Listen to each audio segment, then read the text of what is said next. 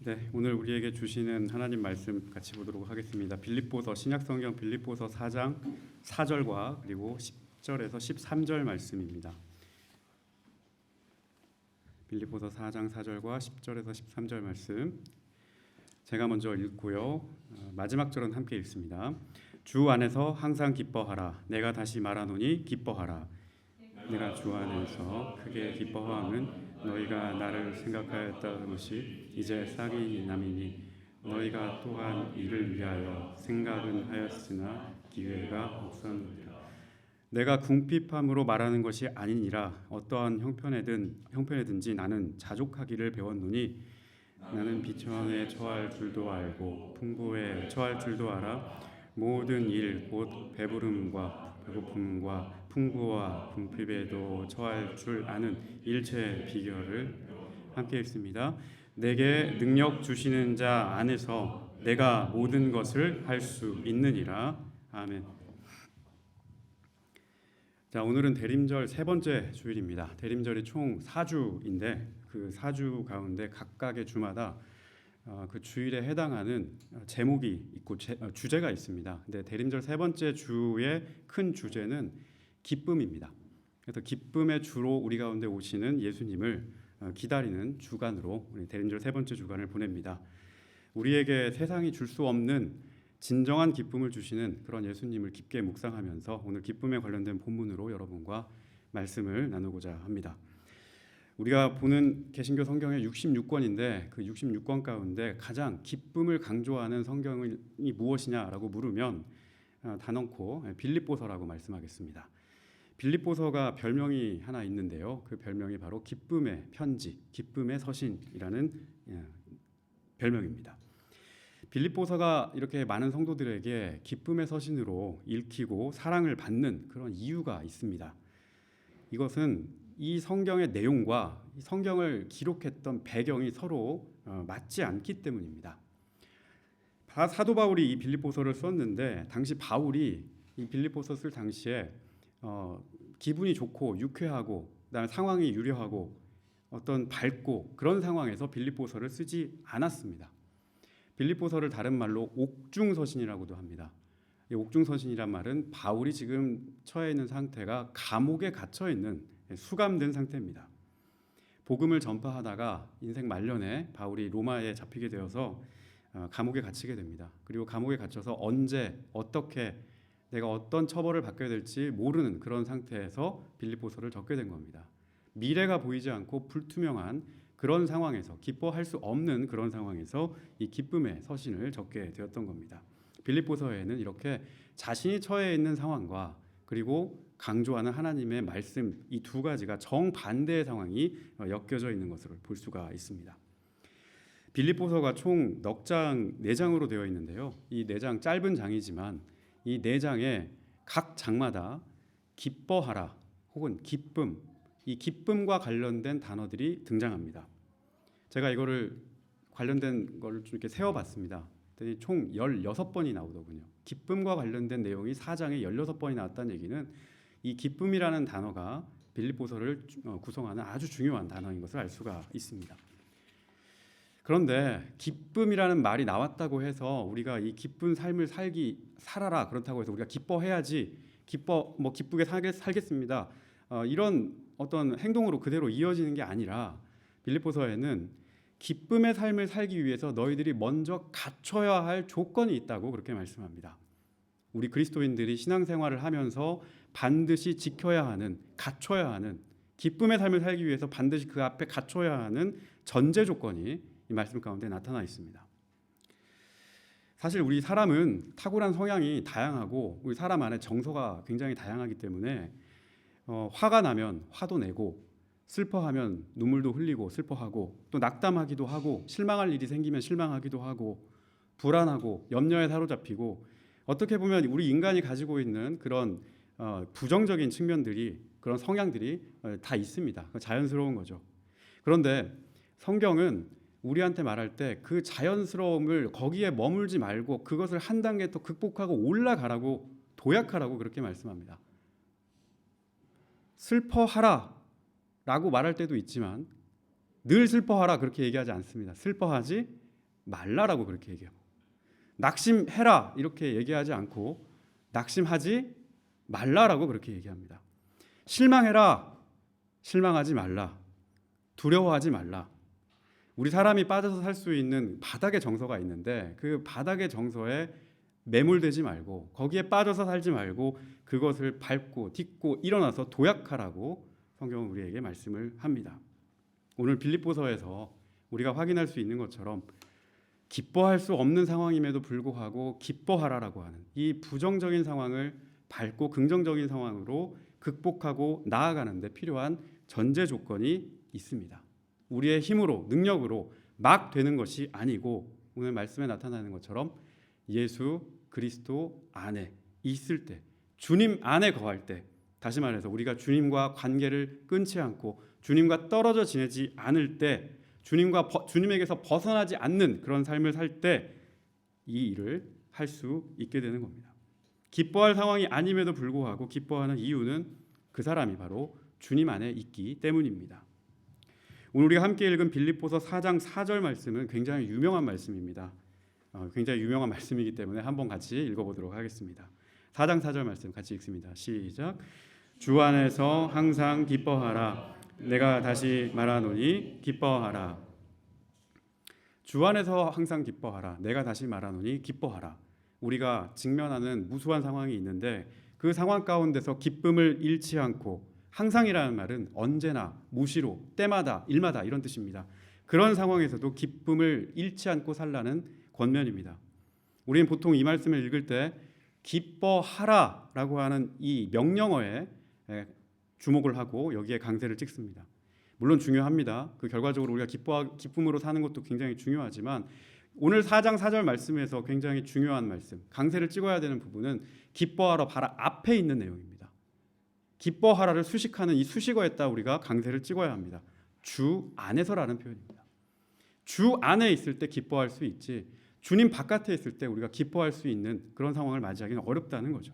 우리가 기뻐할 수 있는, 기쁨으로 나아갈 수 있는, 그럼에도 기뻐할 수 있는 그 원동력이 어디에 있느냐? 바로 주님 안에 있다는 말씀입니다. 주님 안에 있을 때 우리는 항상 기뻐할 수 있고, 주님께서 공급해 주시는 그 힘으로 기쁨의 자녀로 살아갈 수가 있습니다. 비록 육신이 처한 상황은, 내가 겪고 있는 일들은 그런 기뻐할 일과 거리가 멀 수 있을지 모르나 주님의 권능과 또 때마다 찾아오는 그 위로로 말미암아 그 상황을 기쁨으로 감당해낼 수 있다는 말씀이기도 합니다.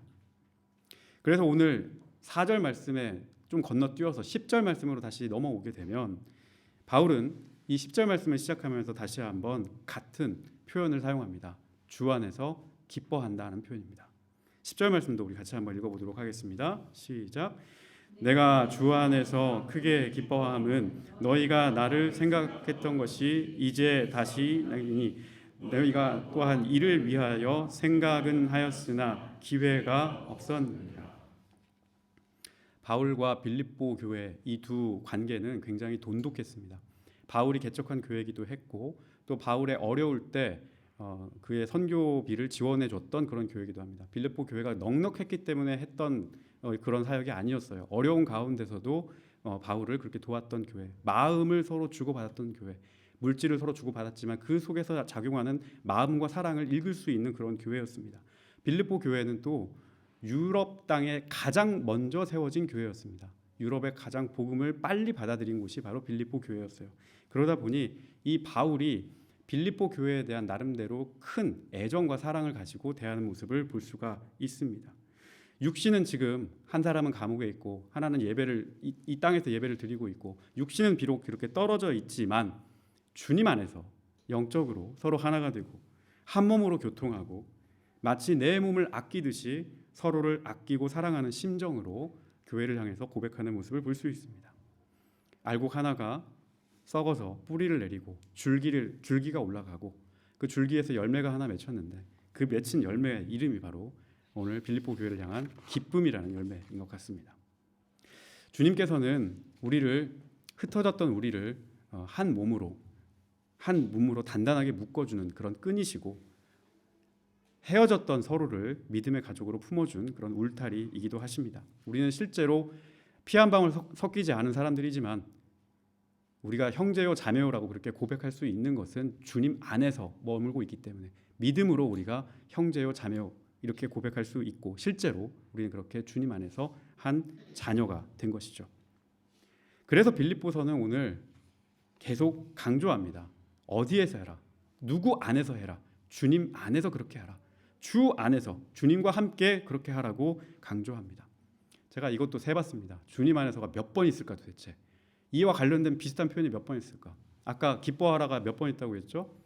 16번 있다고 그랬죠. 이 주님 안에서, 그분 안에서 이 표현이 빌립보서에 19번 나옵니다. 거의 비슷합니다. 너희가 기뻐할 수 있고 너희의 행함을 그렇게 주님 안에서 드러낼 수 있으려면 어디 안에 있어야 하는가? 너희가 어디 안에 있어야, 누구와 함께 있어야 이렇게 할 수 있는가? 그것은 주님 안에 있을 때, 너희에게 힘을 주는, 너희의 믿음의 원천이 되는 능력을 공급해 주는 그분 안에 있을 때 할 수 있다는 겁니다.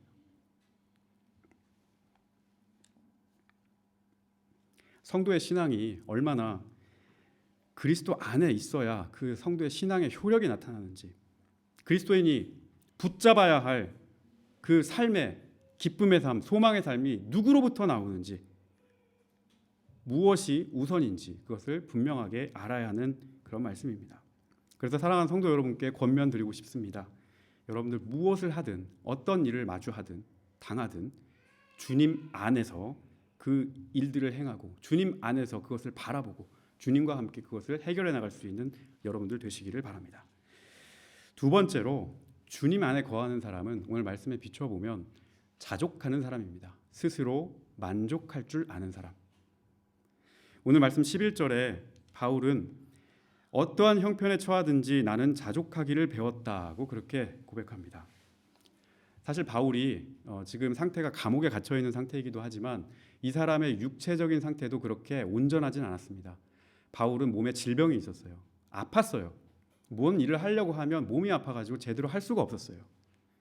이 사람이 고린도후서에 가게 되면 육체의 가시가 내 안에 있어서 나를 쿡쿡 찌른다. 내가 복음을 전하려고 열정을 다해서 힘을 다해서 앞으로 나가려고 해도 이 몸이 받쳐주지 않아서 내가 할 수가 없다. 그런 고백을 합니다. 이 육신의 어려움 때문에 하나님께 제발 좀 이것 좀 치료해달라고 그렇게 간구도 여러 차례 했다고 얘기했습니다. 하지만 하나님께서 바울의 그 기도를, 간구를 응답하지 않으셨어요. 왜 고쳐주지 않았을까요? 그것은 너의 그 육체의 연약함으로 말미암아 거기에서 출발하고 역사하는 하나님의 은혜를 맛보라는 거예요. 네가 다 할 수 있고 너의 능력과 재능과 너의 말솜씨와 이런 걸로 복음을 전파하는 게 아니고 연약함 가운데서 거기에서 주시는 하나님의 은혜로 말미암아 전했던 것을 너의 그 육체의 모자람으로, 부족함으로 늘 잊지 말고 기억하라는 겁니다. 오늘 우리가 본 성경 말씀은 아니지만 또 바울이 적었던 고린도 후서 12장 7절에서 10절 구간을 보게 되면 바울의 이런 내용의 고백이 나옵니다. 바울이 육체의 가시와 같은 사탄의 사자와 같은 자기의 부족함을 하나님 앞에 치료해달라고 3번이나 아주 간절하게 간구했습니다. 그런데 주님께서 그때마다 대답을 하지 않으셨어요. 고쳐주지 않을 거야. 고쳐주지 않을 거야. 이게 답이었어요. 왜 주님께서는 거기에 고쳐주지 않으시고 그 육체의 가시를 그대로 그 몸에 남겨두셨을까? 자만하지 않도록 하기 위함이라고 성경은 말합니다. 자기도 모르는 사이에 내 힘으로 이 모든 일을 감당하는 줄로 착각하지 않게 하려고 육체의 가시를 그 속에 남겨뒀다는 말씀입니다.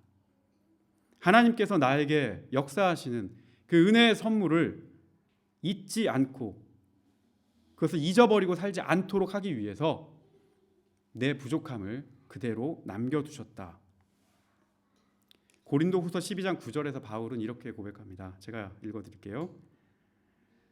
고쳐달라고 하나님께 간구를 했는데 하나님께서 안 고쳐주고 하나님께서 바울에게 이렇게 말씀하셨어요. 내 은혜가 내게 족하도다. 이는 내 능력이 약한 데서 온전하여짐이라 하신지라. 그러므로 도리어 크게 기뻐함으로 나의 여러 약한 것들에 대하여 자랑하리니 이는 그리스도의 능력이 내게 머물게 하려 함이라. 나는 비록 약하지만 그리스도께서 나에게 능력이 되시니 나는 이 일을 감당할 수 있습니다. 내가 비록 지금 심령이 무너지는 것 같으나 그리스도께서 그 심령을 무너지지 않도록 붙들어 주시니 내 속에 역사하는 주님의 은혜가 큽니다. 나 비록 기뻐할 수 없는 상황이오나 내가 주 안에 늘 거하고 있으니 그럼에도 이 순간에도 기뻐하겠습니다 라고 하는 고백이죠. 바로 이것이 세상이 줄 수 없는 고백이고 세상이 줄 수 없는 믿음이고 세상이 줄 수 없는 기쁨입니다. 하늘로부터 임하는 은혜를 체험한 사람의 고백입니다. 바로 이것이 자족할 줄 아는 믿음의 고백입니다. 하나님께서 이 육체의 질병을 가지고 있는 이 부족한 사람에게 이 상황에서 어떻게 역사하셨는지, 하나님께서 어떻게 그 순간순간마다 개입하셨는지, 그리고 어떻게 나를 가꾸어가고 연단해 가셨는지 고백할 수밖에 없는 그런 겸손한 마음입니다. 오늘 빌립보서 4장 12절과 13절 말씀에서도 사도 바울은 동일한 내용을 고백합니다. 12절과 13절 말씀 우리 같이 한번 읽도록 하겠습니다. 12절 13절 시작. 나는 비천에 처할 줄도 알고 풍부에 처할 줄도 알아 모든 일 곧 배부름과 배고픔과 풍부와 궁핍에도 처할 줄 아는 일체의 비결을 배웠노라. 내게 능력 주시는 자 안에서 내가 모든 것을 할 수 있느니라. 아멘. 비천할 때도 주의 은혜로 살았고 풍부할 때도 주님 안에 거했고 주 안에서 만족하는 법을 깨달았고 예수의 능력에 기대어서 살아가는 법을 그분에게 맡기며 살아가는 방법을 내 비로소 알게 되었노라 라고 고백하고 있어요. 이것이 바로 진정한 믿음의 체험입니다. 이것이 진정한 하나님께서 주시는 삶의 지혜입니다. 바닥에 떨어져 보기도 하고 높은 곳에 올라가 보기도 하고 누려보기도 했었고 잃어보기도 하면서 그러나 그 순간순간마다 부어주셨던 주님의 은혜를 내 절절히 알게 되었노라 라는 고백입니다. 우리 13절 말씀은 굉장히 유명한 말씀입니다. 여러분도 잘 알고 계신 말씀이라 생각하는데 내게 능력 주시는 자 안에서 내가 모든 것을 할 수 있노라는 말씀입니다. 근데 이 말씀은 우리가 흔히 내가 하나님의 무슨 은혜를 받고 능력을 받으면 뭐 쏘면 나가고 다 없어지고 뭐 해결하고 슈퍼맨이 된다 이런 뜻은 아닙니다. 이 말씀이 무슨 할 수 있다, 나는 무조건 할 수 있다라고 하는 그런 자기 긍정을 위한 그런 말씀이라기보다 내 어려운 상황과 형편도 다 감당할 수 있도록 힘을 주시는 그분 안에 있을 때, 그분과 함께 있을 때 마주한 이 일을 내가 능히 다 감당할 수 있는 그런 사람으로 살아갈 수 있다. 거기에서 힘을 얻는다. 거기에서 용기를 얻는다. 나아가겠다. 그렇게 다짐하는 믿음을 가진 그런 마음으로 살겠다는 말씀입니다. 자세히 생각을 해보십시오. 바울은 지금 감옥에 갇혀 있습니다. 모든 것을 다 할 수 있는 그런 상황이 아닙니다. 옥에서 빠져나와서 자유롭게 복음을 전할 수 있는 그런 상황도 아니고 육체의 가시와도 같은 자기 병약한 몸을 스스로 치료할 수 있는 그런 상황도 아닙니다. 바깥에서 바라보면 어떤 것도 변하지 않았어요. 악조건은 그대로 있고 바뀐 거는 아무것도 없습니다. 그럼에도 바울은 주 안에 내가 지금 거하고 있다는 이 사실 하나만으로 만족하고 기뻐한다라고 그렇게 말씀합니다. 내가 그분 안에 있음으로 인해서 이 어려운 상황도 견뎌낼 수 있고 이길 수 있는 힘을 얻었노라라고 말씀하고 있습니다. 우리 주님께서 우리에게 기쁨을 주실 때 모든 슬픔이 다 지나가야 그제야 비로소 기쁨을 딱 갖다 주는 이런 방식으로만 역사하지 않습니다. 슬퍼하는 그 가운데서도 주님은 기쁨의 싹을 던지고 그 싹을 틔우고 자라게 하십니다. 어둠을 다 지나가야만 그제야 빛을 이렇게 갖다 주는 방식으로 그렇게 주님께서 역사하시지는 않습니다.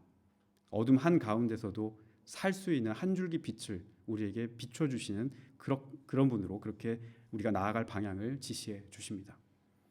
좌절과 절망이 다 끝나야만 우리에게 소망과 기쁨을 선사하지도 않습니다. 내가 떨어져 있고 추락하고 어려운 형편에서도 낙담하지 않고 두려워하지 않도록 주님께서는 그 가운데서도 그 형편 가운데서도 소망과 용기를 주십니다. 바로 이것이 사도 바울이 고백하고 있는, 오늘 말씀이 고백하고 있는 일체의 비결입니다.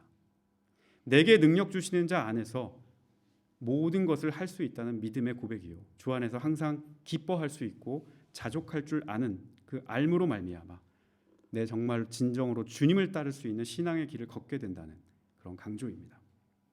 이런 믿음의 사람, 그리스도 안에 거하는 사람, 주님과 동행하는 사람, 항상 무슨 일 가운데서도 어떤 상황 가운데서도 기뻐할 줄 알고 또 기뻐하는 이 말씀의 사람은 세상이 쉽게 감당할 수 있는 사람들이 아닙니다.